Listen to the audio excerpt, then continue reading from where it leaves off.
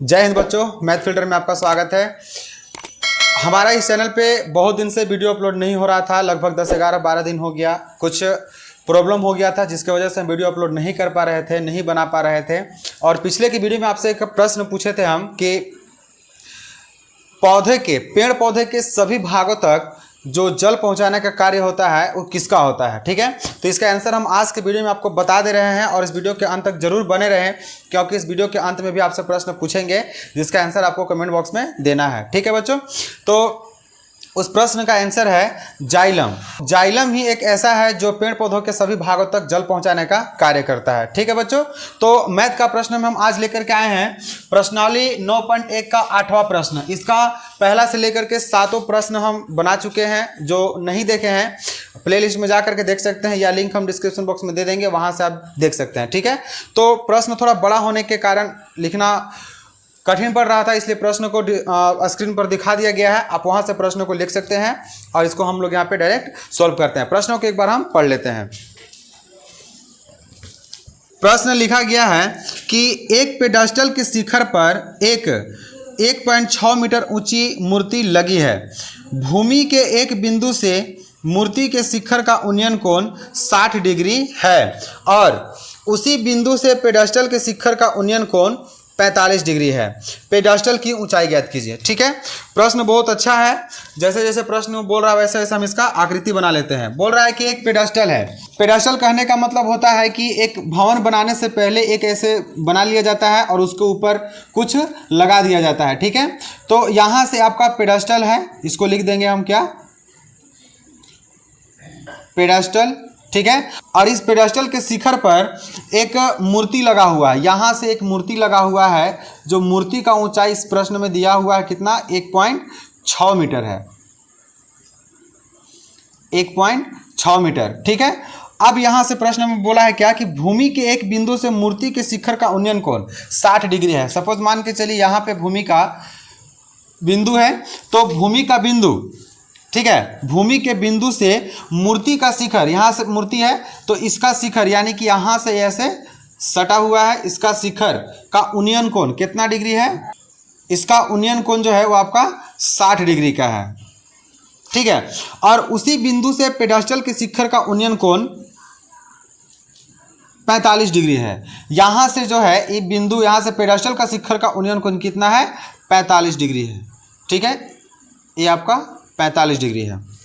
चलिए, तो बोल रहा है कि पेडेस्टल की ऊंचाई ज्ञात कीजिए, यानी कि इसका ऊंचाई ज्ञात करना है आपको। ये जो पेडेस्टल है इसका ऊंचाई ज्ञात करना है। मानते हैं इसका ऊंचाई कितना है, h मीटर है। नाम दे दीजिए आप इसका A, B, C और D। चलिए, तो यहाँ पे ये जो दिया हुआ है पेडेस्टल के शिखर से भूमि के बिंदु का जो उन्नयन कोण दिया हुआ है आपको 45 डिग्री दिया हुआ है। यहाँ से आपको पेडेस्टल का ऊंचाई ज्ञात करना है। बहुत आसान क्वेश्चन है।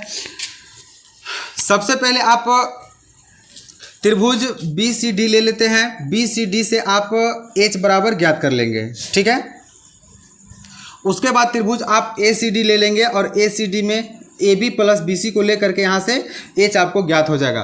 तो BCD त्रिभुज जब आप लीजिएगा तो यहाँ से आपको क्या ज्ञात हो जाएगा, CD ज्ञात हो जाएगा। ठीक है, तो हम लोग सॉल्व करते हैं।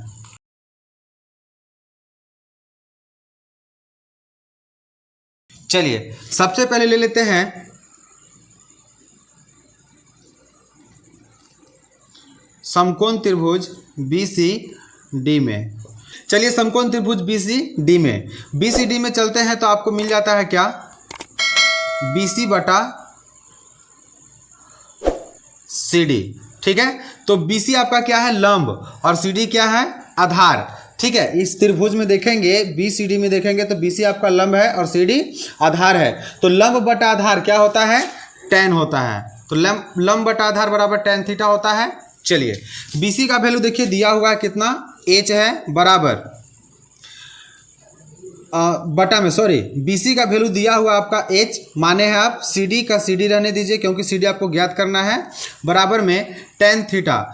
थीटा की जगह पर देखेंगे आपका कितना दिया हुआ है, तो 45 डिग्री दिया हुआ है। ठीक है, तो h बटा CD बराबर tan 45 का वैल्यू कितना होता है, 1 होता है। और इसको जब क्रॉस मल्टीपल करेंगे तो क्या हो जाएगा, सी डी बराबर एच मीटर। चलिए आपको सी डी का वैल्यू यहाँ पे मिल गया। ये जो सी डी है इसका वैल्यू कितना आ गया, एच आ गया।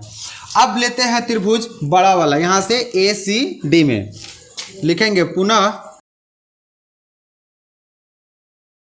त्रिभुज ए सी में। ठीक है, त्रिभुज ए सी डी में आप देखेंगे क्या, लिख लेते हैं लंब बटा आधार बराबर क्या होता है, tan थीटा होता है। लंब आपको कितना दिया हुआ है, तो लंब आप देखेंगे यहां से A B plus B C, लंब आपको दिया हुआ है क्या, A B plus B C बटा आधार, आधार कितना है, तो सी डी है, सी डी बराबर tan थीटा, थीटा की जगह पर कितना है, तो त्रिभुज ए सी डी के लिए आपका थीटा का वैल्यू दिया हुआ था, उन्नयन कोण कितना दिया हुआ था, तो 60 डिग्री दिया हुआ था। यहाँ से लिख लेंगे आप tan 60 डिग्री। चलिए अब यहाँ पे वैल्यू बैठा दीजिए, वैल्यू बैठा करके सोल्व कर दीजिए, आपका आंसर आ जाएगा। ए बी का वैल्यू कितना है, देख लीजिए 1.6 दिया हुआ है, प्लस बी सी का वैल्यू कितना है आपका, तो एच दिया हुआ है, यहाँ से एच बटा सी डी का वैल्यू अभी आप ज्ञात किए हैं कितना, एच बराबर, ठीक है, तो यहाँ पे tan 60 डिग्री का मान रखेंगे, tan 60 डिग्री का मान कितना होता है, √3 होता है। अब यहाँ से क्रॉस मल्टीपल कर देंगे, इसके नीचे एक बैठा करके आपका यहाँ से आंसर आ जाएगा। चलिए यहाँ से हम क्रॉस मल्टीपल करेंगे तो आ जाएगा आपका 1.6 प्लस एच बराबर, एच को √3 से गुना करेंगे तो कितना हो जाएगा, ये आपका हो जाएगा h√3। ठीक है, अब यहाँ से क्या करेंगे हम, ठीक है, तो यहाँ से h जो प्लस में है इसको उधर ले जाएंगे तो माइनस में हो जाएगा, यानी कि 1.6 बराबर h√3 माइनस का h। ठीक है, 1.6 बराबर, ये दोनों में से आप h को बाहर कर लीजिए तो करेंगे तो क्या हो जाएगा, ये आपका हो जाएगा h इंटू √3 माइनस का 1। ठीक है, तो अब यहाँ पे देख लीजिए, जब h यहाँ पे हमको h का वैल्यू ज्ञात करना है, यानी कि पेडस्टल का ऊंचाई जो आप h माने हैं यहाँ से h आपको ज्ञात करना है, तो √3 माइनस 1 जो आपका गुना में है इधर आएगा तो क्या हो जाएगा, भाग में आ जाएगा, तो 1.6 बटा में √3 माइनस का 1 बराबर में क्या बच जाएगा, h। अब देखिए यहाँ पे जो हर आया है वो आपका रूट में है, और आप जानते हैं कि हर को रूट में नहीं रखा जाता है, तो यहाँ से रूट हटाने के लिए आप क्या करेंगे, तो हर का परिमेयकरण करेंगे। लिख दीजिए यहाँ पे हर का परिमेयकरण करने पर, ठीक है, जब हर का परिमेयकरण करेंगे तो क्या हो जाएगा, 1.6 बटा में √3 माइनस 1 गुने √3 प्लस 1 बटा √3 प्लस 1। आप जानते हैं कि जब बटा में यहाँ पे माइनस रहता है तो प्लस वाले से गुना भी होता है और भाग भी होता है, और यहाँ पे जब प्लस होगा तो माइनस से यहाँ पे गुना और माइनस से ही भाग होता है। चलिए इसको कर लेते हैं, करेंगे तो क्या हो जाएगा, जब इससे करेंगे तो आपका हो जाएगा 1.6 इंटू √3 प्लस 1 बटा में यहाँ से आपका क्या हो जाएगा, तो a minus B into A plus B. तो इसका फार्मूला हम लोग जानते हैं a minus B into A plus B का क्या होता है, देख लीजिए a minus B into A plus B बराबर होता है a square minus B square. ठीक है, तो यहाँ से करेंगे तो ये आपका हो जाएगा √3 का स्क्वायर माइनस 1 का स्क्वायर। चलिए एक स्टेप और चलते हैं, ये आपका 1.6 हो जाएगा इंटू √3 प्लस का 1 बटा, जब √3 का स्क्वायर करेंगे तो आपका 3 हो जाएगा, माइनस का माइनस 1 का स्क्वायर करेंगे तो 1, आपका आ जाएगा 1.6 इंटू √3 माइनस का 1 और बटा में 3 में से 1 जाएगा तो 2, और जब 2 से इसके काटेंगे तो आपका आएगा 0.8 आ जाएगा। ठीक है, अब यहाँ से आप इसको लिख सकते हैं कितना, तो 0.8 इंटू √3, सॉरी यहाँ पे प्लस है ना, 0.8 इंटू √3 प्लस 1, और यही आपका क्या हो गया, पेडस्टल का ऊंचाई हो गया। ठीक है, आप देखिए जैसे प्रश्न में आपको बोला था सबसे पहले आप त्रिभुज ले लेंगे BCD और यहाँ से आप CD ज्ञात कर लेंगे, जैसे यहाँ पे हम CD ज्ञात किए थे। ठीक है, CD ज्ञात करने के बाद जब आप CD यहाँ से ज्ञात कर लेते हैं तो फिर आपको ये जो बड़ा वाला त्रिभुज दिख रहा है ACD, बड़ा वाला त्रिभुज जो आपका ACD है, जब त्रिभुज ACD में लेंगे तो लंब बटा आधार से आपको यहाँ से H का मान निकल जाएगा। ठीक है, जैसे जैसे आपको बोला है वैसे वैसे आप सोल्व करते जाएंगे, आपको अंत में आंसर आ जाएगा। ठीक है, चलते हैं इसका नवा प्रश्न की ओर। तो चलिए यहाँ पे नवा प्रश्न देखते हैं। प्रश्न को स्क्रीन पर दिखा दिया जाएगा। ठीक है, और प्रश्नों को एक बार हम पढ़ लेते हैं। प्रश्न लिखा हुआ है कि एक मीनार के पाद बिंदु से एक भवन के शिखर का उन्नयन कोण 30 डिग्री है। ठीक है, चलिए प्रश्न जैसे बोल रहा है वैसे हम इसका आकृति बनाते चल रहे हैं। बोल रहा है कि एक मीनार के पाद बिंदु से एक भवन के शिखर का उन्नयन कोण 30 डिग्री है। जैसे यहाँ पे मीनार है, एक तरह से मीनार है। ठीक है, अब इसका जो पाद बिंदु है, पाद बिंदु कहने का मतलब है उसका पांव पास के बिंदु, यानी कि उसका नीचे सबसे जो निचला हिस्सा है उसको हम लोग क्या कहेंगे, पाद बिंदु कहेंगे। ठीक है, चलिए तो यहां से एक भवन का, जैसे ये तो आपका मीनार हो गया, मीनार हो गया, और इसी के पाद बिंदु से एक भवन का बोल रहा है कि यहाँ पे ऐसे एक भवन बना हुआ है। ठीक है, तो भवन के शिखर का उन्नयन कोण 30 डिग्री है। अब यहाँ से जो उन्नयन कोण बनाता है, ये जो कोण बनाता है कितना डिग्री का बनाता है, यहाँ पे 30 डिग्री का बनाता है। ठीक है, और भवन के पाद बिंदु से मीनार के शिखर का उन्नयन कोण 60 डिग्री है। ठीक है, भवन के पाद बिंदु, ये तो आपका भवन है ना, यहाँ से ऐसे भवन है, तो इसका पाद बिंदु से इस मीनार का शिखर का उन्नयन कोण कितना डिग्री है, ये आपका 60 डिग्री है। चलिए, और इसमें कुछ दिया हुआ है, बोल रहा है कि यदि मीनार 50 मीटर ऊंची हो, ये जो मीनार दिया हुआ है ये कितना है, इसका ऊंचाई दिया हुआ है 50 मीटर। ठीक ना, 50 मीटर ऊंची हो तो भवन की ऊंचाई ज्ञात कीजिए। तो आपको इस भवन का ऊंचाई ज्ञात करना है। आप इसको नाम दे दीजिए और नाम देकर के आसानी से बना दीजिए। ठीक है, नाम दे दीजिए A, B, C और D। चलिए, तो आपको यहाँ पे दो समकोण त्रिभुज दिख रहे होंगे, एक ABC और एक BCD। ठीक है, दोनों का उन्नयन कोण दिया हुआ है और उन्नयन कोण के माध्यम से आप यहाँ से इस भवन का ऊंचाई ज्ञात कर सकते हैं। आप मान लीजिए भवन का ऊंचाई कितना है, तो H मीटर मान लीजिए। चलिए प्रश्न को हल करते हैं।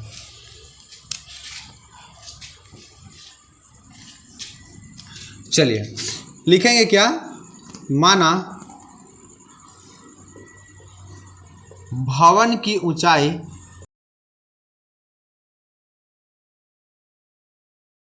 H मीटर है।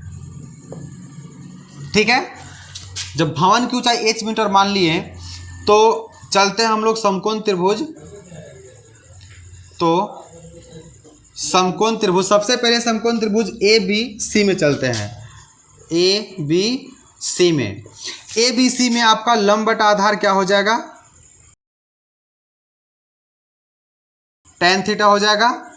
लंब आपका कितना है, देखेंगे त्रिभुज ABC में लंब आपको 50 मीटर दिया हुआ है, ये आपका 50 बटा आधार कितना है, तो आधार आपका BC है, बराबर tan कितना है, तो थीटा के जगह पर देखेंगे 60 डिग्री है। ठीक है, त्रिभुज ABC में यदि आप थीटा की बात करें तो कितना डिग्री दिया हुआ है, 60 डिग्री दिया हुआ है। ठीक है, तो यहाँ से आप एक बार और एक स्टेप लिख लीजिए, 50 बटा BC बराबर tan 60 डिग्री। अब tan 60 डिग्री का मान कितना होता है, तो tan 60 डिग्री का मान यहाँ पे होता है √3। ठीक है बच्चों, तो अब यहाँ से क्रॉस मल्टीपल जब करेंगे हम इसके नीचे एक बैठा करके, तो BC बराबर कितना हो जाएगा, BC बराबर हो जाएगा 50 बटा √3। अब यहाँ से BC का वैल्यू आपको मिल गया। चलिए, मीटर BC का वैल्यू आपको यहां से मिल गया। अब चलते हैं त्रिभुज BCD में, लिख लीजिए क्या, पुनः त्रिभुज, समकोण त्रिभुज ना, पुनः समकोण त्रिभुज BCD में। जब समकोण त्रिभुज BCD में चलते हैं तो आपको क्या मिलता है, यहां से लंब बटा आधार बराबर tan थीटा। ठीक है। अब त्रिभुज BCD में आप देखेंगे कि लंब आपका क्या है, तो आप लंब H माने थे, तो यहाँ से आपका H हो जाएगा। और आधार आपका क्या है, तो आधार आपका BC है, BC बराबर tan थीटा। थीटा की जगह पर कितना है, तो त्रिभुज देखेंगे कि त्रिभुज BCD के लिए उन्नयन कोण कितना डिग्री का बन रहा था, तो 30 डिग्री का बन रहा था, तो tan हो जाएगा यहाँ पे 30 डिग्री। ठीक है। अब यहाँ से इसके आगे चलते हैं, एक स्टेप और लिख लीजिए, H बटा BC बराबर, अब tan 30 डिग्री का वैल्यू देखेंगे कि tan 30 डिग्री का वैल्यू कितना होता है, 1/√3 होता है। tan 30 डिग्री का वैल्यू 1/√3 होता है। जब क्रॉस मल्टीपल इसको करेंगे तो ये आपका हो जाएगा H√3 बराबर BC। ठीक है। अब यहाँ से हम देखेंगे, यहाँ भी मिल गया आपको BC बराबर इतना और यहाँ भी मिल गया BC बराबर इतना। जब दोनों BC बराबर हैं तो दोनों को आप बराबर साइड में रख लीजिए। क्या हो जाएगा यहाँ से, तो H√3 बराबर, यहाँ पे BC का वैल्यू कितना आया है, तो 50/√3 आया है। ठीक है। अब इसे क्रॉस मल्टीपल करेंगे तो कितना हो जाएगा, क्रॉस मल्टीपल कीजिए तो √3 इंटू H√3 बराबर 50। जब √3 को √3 से गुना करेंगे तो 3 हो जाएगा और H बराबर में 50। H बराबर 50 और बटा में कितना हो जाएगा, 3। क्यों, क्योंकि यहाँ 3 क्या चीज़ में है, गुना में, और बराबर के जब दाहिने साइड जाता है तो क्या हो जाता है, भाग हो जाता है। कर लीजिए इसको, H बराबर, इसको पूर्णांक में तोड़ दीजिए, अच्छा हो जाएगा।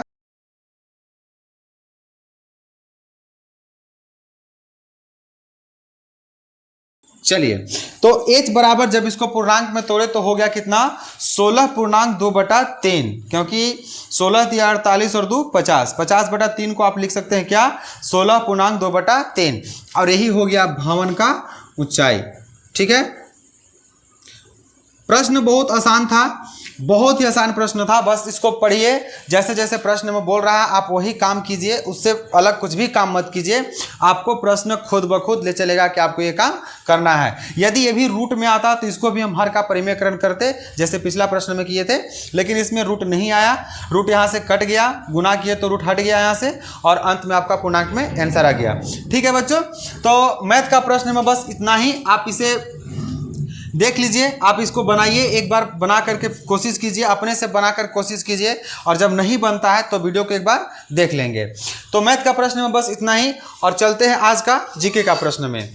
आज का आपका जीके का प्रश्न है कि आजकल जो एक बीमारी है बाल झड़ने वाला, ठीक है, बहुत सारे ऐसे नौजवान युवा हैं जिनके बाल बहुत झड़ रहे हैं, तो उस बाल झड़ने का कारण क्या है, यानी कहने का मतलब है कि बाल जो झड़ रहा है वो किस विटामिन के कमी के कारण झड़ रहा है। इसका आंसर आपको कमेंट बॉक्स में देना है, और इस प्रश्न का आंसर जानने के लिए बने रहिए आपका अपना चैनल मैथ फिल्टर से। तब तक के लिए जय हिंद।